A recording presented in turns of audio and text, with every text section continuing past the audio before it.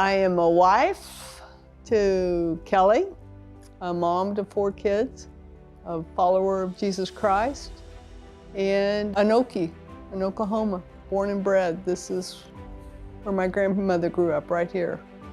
My family roots are too deep here, I think.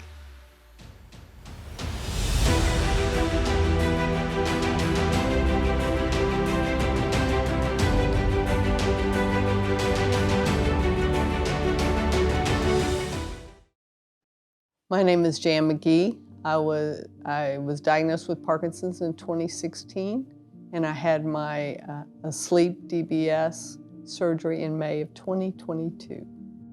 Before Parkinson's, I had 3 kids, and I ran them all over the place, it seems like. I was the bookkeeper for our church, so I worked part-time out of my home. I just tried to stay active, doing different things. I just kind of woke up literally almost one morning, and my finger was doing this. I couldn't stop it. And looking back now, I had had some tremors in my legs prior, but I didn't realize what it was. So it was just the tremor in the finger that it started, and then it kind of kept moving, growing. When I couldn't write very well, everything would, just crunch up. It was not very good. It affected my work. It was just who I was.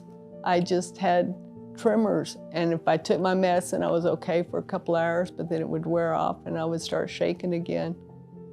I am married to somebody who's not a complainer, so the onset and the diagnosis was a bit traumatic when we, found out what was going on. I didn't have much awareness of that process at all. Motion disorder stuff I was just not familiar with, and so it was a bit of a surprise. Yeah. When they tell you you've got a neurodegenerative progressive disease, you can't get much worse than that. I was depressed for a while after the diagnosis. It wasn't real evident. There was depression. That schedule of not being able to eat when you take your meds, and we're going to be in a social setting at such a time, and trying to orchestrate that all got to be a challenge, and saw her struggle with that and saw the tremor slowly progress. But she's tougher than nails. So I would, in my mind, okay, if I've got to be on here and here, then I've got to take my medicine here. And then if I want to take my medicine there, I've got to eat here. That was just what I remember doing in the morning, waking up and trying to schedule my day so that I could be on my medication when I needed to be, when I was going to be around people, when I needed to do something up at my kid's school, whatever that was. That was not fun. The motion disorder specialist. I saw him for several years before he mentioned DBS. But then I heard about the asleep DBS.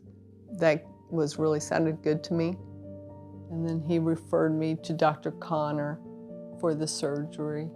Typically, most patients have had the disease for at least 3 to 5 years. On average, it's 4. The reason that it takes that amount of time from time of diagnosis to surgery is that typically medications do work early on in the disease. Some develop these on and off motor fluctuations after medications are on board.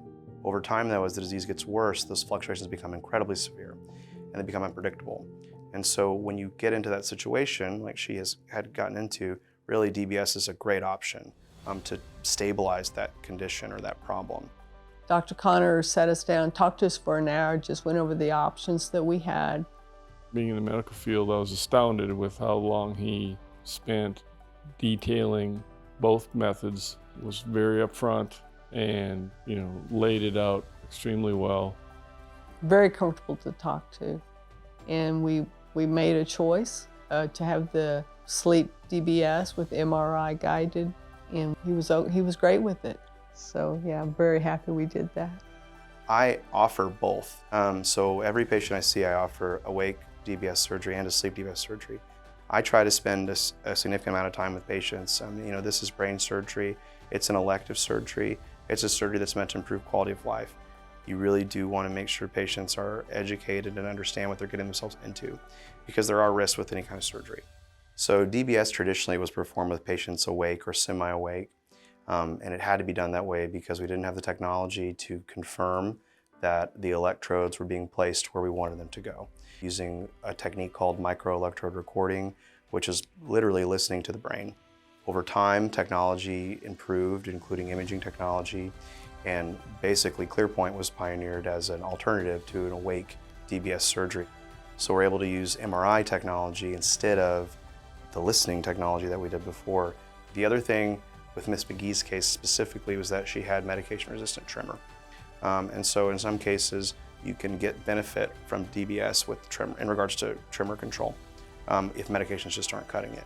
And so really, she had two great reasons to move forward with DBS. I think if someone's going to look at DBS, they need to research a little bit, find a great doctor you have confidence in, find someone who's had it. One of the guys I work out with has had the DBS surgery, and that was very helpful to talk to someone who'd been through it. A bigger revelation to me was after the procedure to find out, man, I can wash my hair now, or holding a cup of coffee, or all the dozen different things that were better as a result of the procedure that I never knew she was having problems with, because she just doesn't complain. And so I was kind of taken back by, wow, this has affected so many areas of your life. You just have never complained about them. She makes it pretty easy on me. She's just so resilient. For me, DBS has been life-changing. I feel normal again. I feel like I did 10 years ago. I realized there was more to life.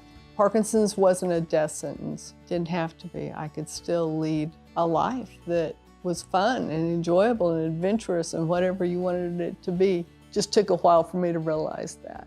I have a lot more hope for the future. I know it's not going to solve the disease, it's not curing it, but it gave me today, and this is a good day.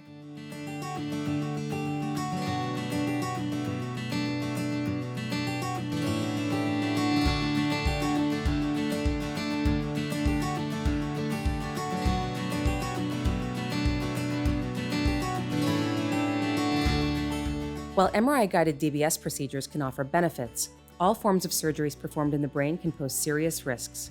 These risks include infection, excessive bleeding, adverse reactions to anesthesia, severe brain injury, or death.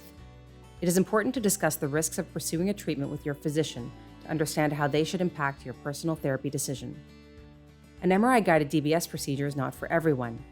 You may need to meet certain medical guidelines assessed by your physician. You will likely undergo a screening process to see if MRI-guided DBS is right for you. MRI-guided DBS is an advanced technology that is not available at all care centers and requires approval from your insurance to cover the expense.